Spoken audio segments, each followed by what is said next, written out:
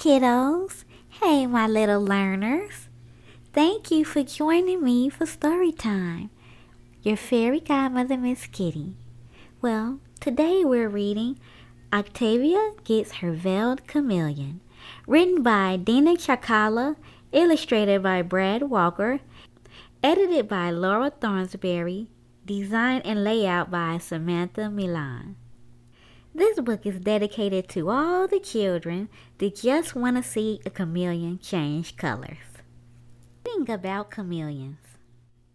Octavia lay on the fluffy pink rug on her bedroom floor looking at her new book about chameleons.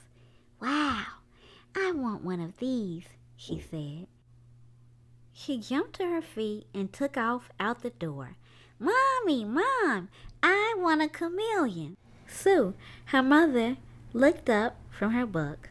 "Octavia, where is this coming from? A chameleon? What are you talking about?" "Mom, I want a pet chameleon. Please, please, they are so cool. They change colors. I was reading a book about them. That's what I want for my birthday." "I will talk to your dad about it tonight when he gets back from his trip. He and I need to agree about this. You already have so many pets. I don't know if you need more." "Mom, it's my plan to be a veterinarian when I grow up. Right now, I'm in training. I need all the pets I can get so I can learn from them." "We will see what your father has to say. Go get ready for bed, and I will be right there to tuck you in." Meeting Elliot. Octavia burst through the door of the pet store, making the bell ring loudly. Her parents followed her inside. She ran to the counter and immediately asked the shopkeeper where the chameleons were kept. The family followed the owner to the back of the store where the reptiles lived, and Octavia spotted the chameleons. She began pecking on the glass enclosure and talking to a multicolored sub-adult male. "I want this one sitting on the branch." Owen looked at Sue and then at Octavia. "Sweetheart, are you sure this is what you want for your birthday?" Yes, Dad, that one. I want him for my birthday." She pointed at the chameleon and whispered, Hi there, little guy. Your name is going to be Elliot." "Octavia, that one looks like it's sick," said Owen. The shopkeeper spoke up. "Oh, no, sir, he's fine. That's a sunburn you see on his veil. He's been sitting too close to the heat bulb. Unfortunately, he came to us this way. But he will be fine in a few weeks." "Are you sure he's okay?"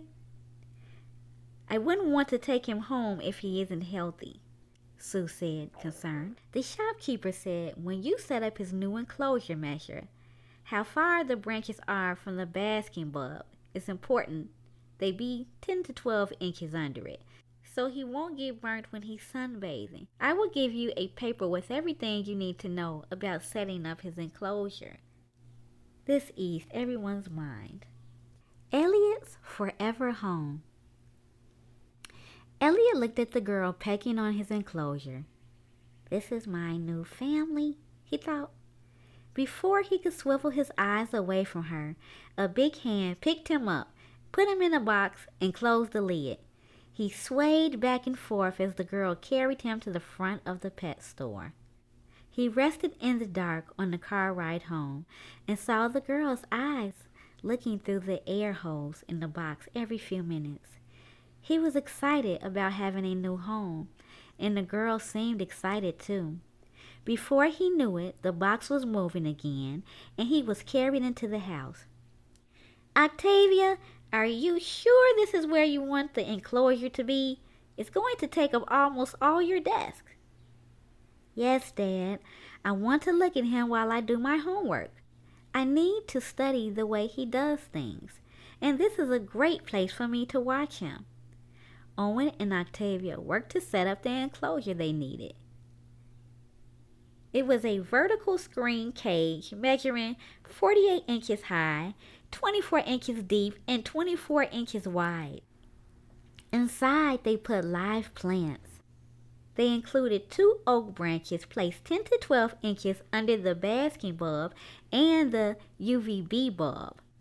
They used a laser temperature gun to make sure it was between 88 degrees to 94 degrees Fahrenheit. Then they misted everything with a water bottle until the humidity was between 40% to 90%. Finally, they opened Elliot's travel box and placed him inside his new forever home. Elliot's forever home. Ulysses the Himalayan cat. Thump!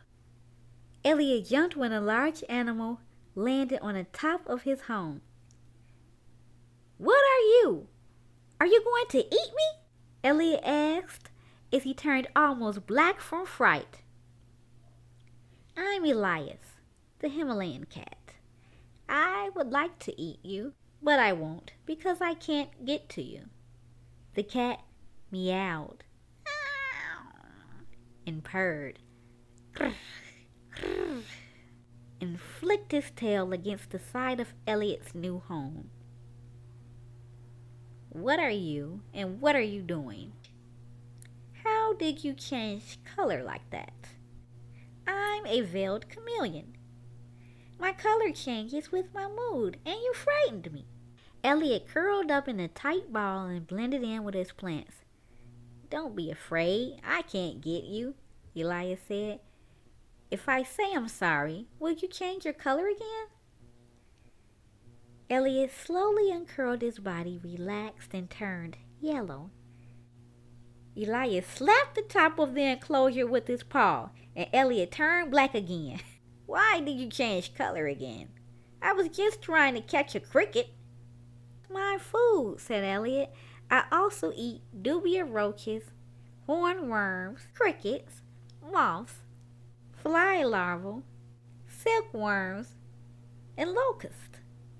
Just then his tongue shot out of his mouth and ate the cricket Elias tried to catch. Wow, you can move that tongue fast," said Elias, hitting the top of the enclosure once more. Elias heard a noise and looked at the door with fright. He quickly jumped down and sprinted under the bed as Octavia burst in the room.